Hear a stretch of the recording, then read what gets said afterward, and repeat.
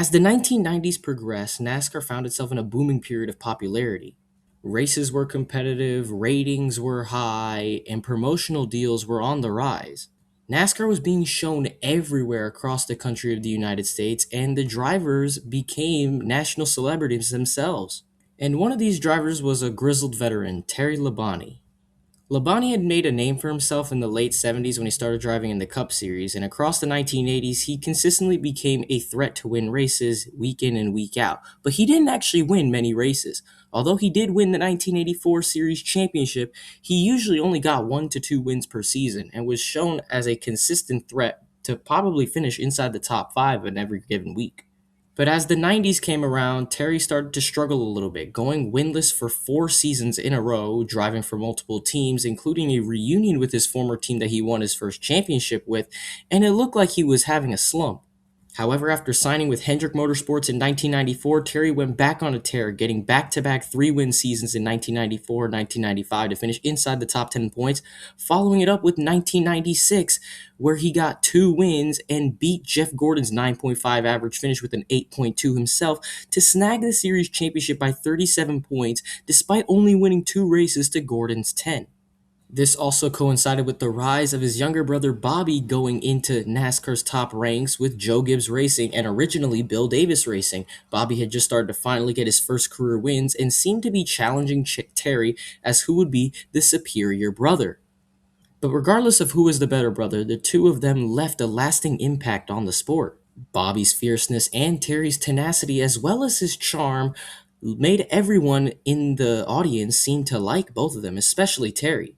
The older one was already in his 40s, looking like he would enter the twilight of his career at some point in the near future, and people really wanted to support him, especially because of how charming he was. But one thing that was synonymous with Terry was that gigantic mustache he had on his face. Resembling the intimidator Dale Earnhardt, it showed Terry Labonte wasn't really afraid to mess with anyone if they were going to mess with him.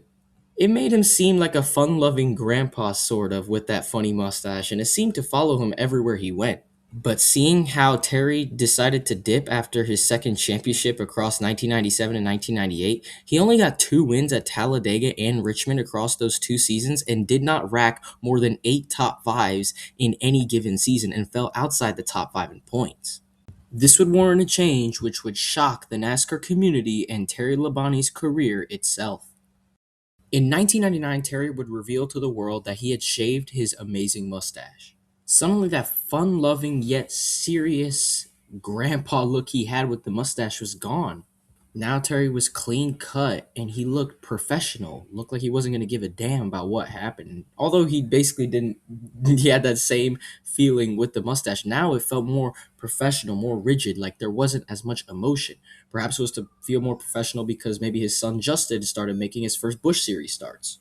But regardless, this shocked everyone in the garage and this made him look like an imposter. Like, who is this guy? Imposter Labonte would start off the 1999 season with a wreck in the Daytona 500, but followed up with 2 top 10s in the next 2 races, leading 8 combined laps across Rockingham and Las Vegas. For the next 2 races at Atlanta and Darlington, although he finished inside the top 15 in both those races, he never really had any flashy moments. He was just kind of keeping the car on track, keeping it clean, but no flashy, dominant runs came in any way. Not to mention, us fans were still super unfamiliar with seeing this facial hair ridden Terry Labonte in post race interviews, pre race interviews, and other promotional TV aspects. We hadn't seen any sort of sparkle of the former Terry Labonte we all knew to grow and love. That would all change at Texas, where Terry Labonte put his number 5 Chevrolet inside the top 5 in qualifying and ran pretty much inside there for most of the race, finally taking the lead away on lap 90, holding the lead for 35 laps until the 120 marks, and then after a slew of cautions and pit cycles, Terry fell back before gaining the lead back around the lap 140 mark. But again, the same thing happened. Cautions and pit cycles forced Terry to the back, getting shuffled, and this time it was taking longer for him to get to the front, and he was struggling. And after leading 63 laps around the lap 200 mark, he fell back again during the final pit cycle. But when he came out of pit road, he found himself sitting right behind Dale Jarrett, and with just a few laps to go, Terry made the move on the outside on lap 323 to take the lead, and he went on to scoot away to get the victory. This was an emotional win for Terry Labonte, the 21st of his career and his first ever in his hometown track of Texas Motor Speedway that had just been built just a few years prior. And for us fans, it was the first time we saw Terry Labonte with no facial hair celebrating in the winner's circle, and wow, I guess we had to get used to this. After leading 124 laps in such a dominating win at Texas, our favorite imposter Terry Labonte looked like he was going to improve after jumping inside the top 5 in points for the first time in the 1999 season. However, what would transpire would go on to be one of the most brutal stretches I've ever seen in a driver's season. Across the next 22 races of the season, Terry Labonte managed a grand total of 3 top 10s and only 1 DNF. This wasn't like a brutal stretch such as Jeremy Mayfield in 2000 where he had 11 DNFs, which included 6 straight. No, this was just a brutal stretch of just mediocrity. Here are the finishes across those next 22 races after Texas: 13th, 15th, 39th, 9th, 26th, 11th, 17th, 23rd, 16th, 29th, 10th, 11th, 6th, 11th, 11th, and 26th. And not only that, after leading all those laps at Texas, across those next 22 races, Terry Labonte led a combined 5 laps in 2 different races across those 22 races after Texas. Talk about mid. The only good thing that happened to Terry Labonte during this stretch wasn't even actually an official race weekend, but it was at Charlotte, not in the Coca-Cola 600, but in the All-Star race where Terry Labonte had a fabulous showing and went on to get his second career All-Star race win. Despite winning all that money and getting to show his mustache-ridden face in victory lane again in the All-Star race, it was another brutal stretch for Terry Labonte to close out 1999. Race number 23 at Bristol saw probably what he is most known for that year, where at Bristol he had the most dominant race he had on the season, leading 155 laps, but Dale Earnhardt decided to rattle his cage a little, and Terry was classified with an 8th place finish and is officially classified as actually not having finished the race, but being classified in the 8th position. Terry would crash out of 2 of the next 3 races, and he limped out the rest of the season, having no top 10s from races 24 to 34, and falling all the way down to 12th in the final standings with 1 win, 1 top 5, only 7 top 10s, and having a dismal average finish of 20.1, all the while his younger brother Bobby was getting 5 wins and finishing runner-up in the point standings to Dale Jarrett. Wanting to find the speed from the beginning of the 99 season, Hendrick Motorsports announced that they would replace Andy Graves, the crew chief of the 5 team, with new crew chief Gary DeHart for the 2000 season, as well as remaking the entire paint scheme for the first time since the 1994 season. Gone was the iconic Corn Flakes scheme that Labonte had been driving since 1994, and in was this new weird scheme that looks really ugly in my opinion. The start of the season came around with the most boring Daytona 500 of all time, but Terry was able to get a 7th place finish, following up the next 3 races by finishing 17th, 31st, and 15th, and following it up with an 11th at Darlington. He would get his second top 10 of the season and first top 5 by finishing 5th at Bristol in another strong race, kind of avenging what happened last August when Dale Earnhardt dumped him. At Texas, Terry would put the number 5 Chevy on the pole, but unlike the previous year, did not even have a lot of speed, only finishing 8th by leading only 3 laps on the day. He was sitting comfortably inside the top 10 points, but the inconsistency decided to rear its ugly head. 23rd at Martinsville, 7th at Talladega, 33rd at Fontana, and then had his best run of the season so far at Richmond, leading 27 laps and going on to narrowly lose the race just behind rookie Dale Earnhardt Jr. 22nd at Charlotte, 11th at Dover, 26th at Michigan, 12th at Pocono, 27th at Sonoma. I almost said 47th. But then this is where the 2000 season took a pretty bad turn.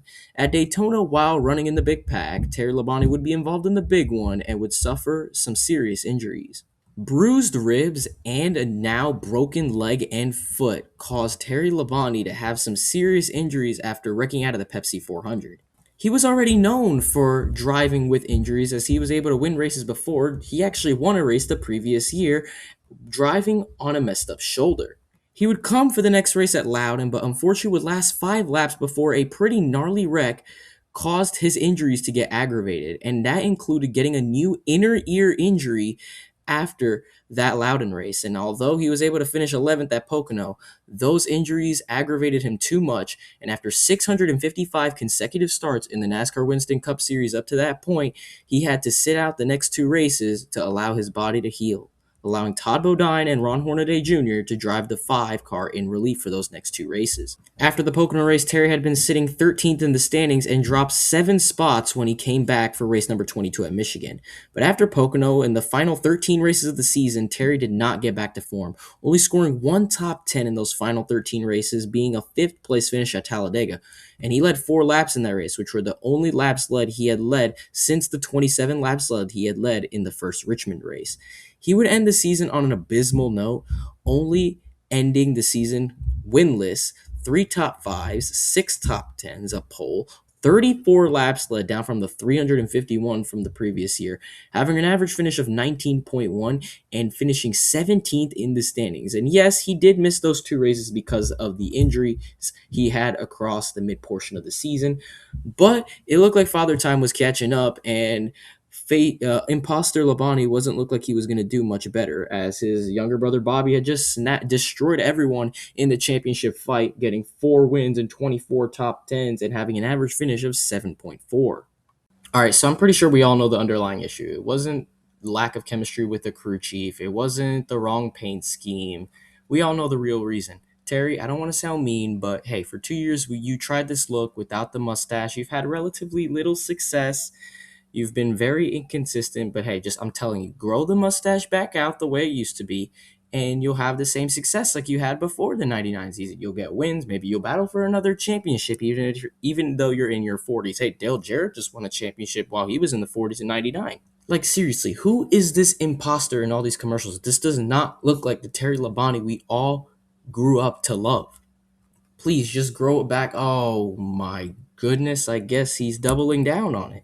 And he changed the paint scheme too. Now we got the Frosted Flakes. Gone is that Corn Flakes one. I mean, at least that 2000 scheme, that thing was ugly as heck. Thank God we got rid of that. But now we got another paint scheme change. Man, you guys know the underlying issue. Just grow the mustache back. All right, they kept the same crew chief, but they changed the paint scheme for the second year in a row. And they still have this shaven mustache. Let's see what's going to happen in the first 5 races of the season. Wrecked out at the Daytona 500, 29th at the Rock, 22nd at Las Vegas, 5th at Atlanta, wreck out at Darlington. That's not, you guys should have just grown it back, man. 6th at Bristol, 13th at Texas, 23rd at Martinsville, 11th at Talladega, 30th at California, wreck out of Richmond. It just continued to get worse and worse. And by the time the midseason came around, oh, hallelujah, it's back. The mustache is back. Thank the Lord God in the heavens. But I think that he got cursed for keeping his mustache gone for that long. Terry Labonte had his worst career season to date in 2001. No wins, 1 top 5, 3 top 10s. He made all the races because he didn't get hurt this time. He had an average finish of 24.1 and fell down to 23rd in the standings with no laps led for the first time since his part-time first season all the way back in 1978. This season was just straight up misery, as Terry Labonte failed to finish a grand total of 8 different races across the season, and finishing 23rd in the standings was just horrible for the Hendrick organization. Jeff Gordon just won his 4th championship. Although Jerry Nadeau was struggling, he was still putting up some solid numbers.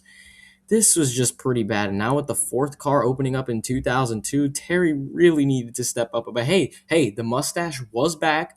Maybe he was going to make a change. Maybe it wasn't. Maybe not having it shaven for basically 2.5 years wasn't going to curse him. All right, 2002. We got the mustache back. Everything's going back to normal. Oh.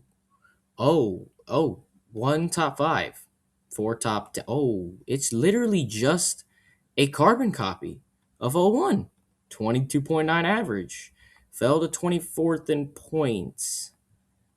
All right, Terry. I think you're kind of cooked, buddy. I think you should never have shaven the mustache. I think you're done. I'm sorry, man. Damn, bro. I really wanted to see you get back to form, but I guess you weren't supposed to shave that mustache. You went against fate, what fate wanted for you. All right, hey, in 2003, hey, you got a win. You won the Southern 500. Okay, 4 top 5s, 9 top 10s, a pole, 118 laps led, average finish 16.7. 10th in points. All right, top 10 points, finished first time since 1998. All right, and yeah, 2004, 6 top 10s, 22.3 average finish, 26th in points. All right, 47 years old. All right, I can respect it. It's time to hang it up. I guess you can drive part time for like 10 more years if you want. Whatever, do that. It's fine. Oh man, Terry. I guess that's you shouldn't have shaven the mustache. That's the reason why. That has to be the reason why. There's no way you're gonna fall off so hard from challenging for great points finishes after basically after winning a championship just a few years before, and you're gonna fall off this hard. There's no way. It's not age, not bad equipment. Look what Kyle Busch did in it right after you retired, bro. He was getting wins left and right. Come on. Come on. I'm telling you. You weren't supposed to shave it, man. I mean, what can you do? You can't change it now. It's basically over 20 years since it happened, but damn, Terry. I thought, well, you can't change the past. Terry, we all know the reason why, right? Let me know. I guess you can let me know in the comments. What was it, age or was it Terry shaving his mustache? I'm pretty sure it was the latter, but Terry, it sucks, man. Just maybe you regret that day. I mean, I don't know why you don't have a mustache now. I mean, you can do whatever you want because you're not driving, but maybe you weren't supposed to back then. All right, all jokes aside, Terry Labonte, one of the biggest, most popularized racers in NASCAR, especially from the late 1990s to the early 2000s. He, out of nowhere, shaved his mustache entirely, and it coincided with him falling off. Is that the real reason why he fell off? Let's be real. Obviously not. I'm just joking, but I thought that topic would be hilarious to review on. No, I'm kidding. I'm actually being serious. It was the mustache. But regardless of whether he had a mustache or not, Terry Labonte was still one of the most popular drivers in the field, and it remained that way well after he retired and was driving part time, and then he eventually got inducted into the Hall of Fame. But for now, I got to show you the 2.5 years that we got to see Imposter Labonte grace the Winston Cup field and how he was able, in those 2.5 years driving without a mustache or having a doppelganger race for him, he was able to get 2 wins, one points paying win at Texas in 1999, his home track, and he won the 1999 All-Star race. But his stats were horrible, never finished higher than 12th in points, and every year progressively got worse. 12th, 17th, and 23rd. But after he grew it back, nothing really changed outside of that pop-up year in 03, but he did get that one last victory to get his 22nd career win. I hope you guys liked that video. Please like, please subscribe, and I'll see you in the next one.